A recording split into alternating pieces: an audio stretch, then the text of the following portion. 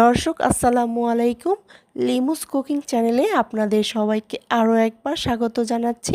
আজকে আপনাদের সাথে শেয়ার করব খুবই সহজ করে এবং সবচেয়ে সেরা স্বাদে একটা আমের আচার রেসিপি। রসুনটা এখানে হালকা ভেজে নিচ্ছি। রসুনটা যখন তেলের উপরে উঠে আসবে তখন সামান্য আস্ত পাঁচফোড়ন দিয়ে দিব।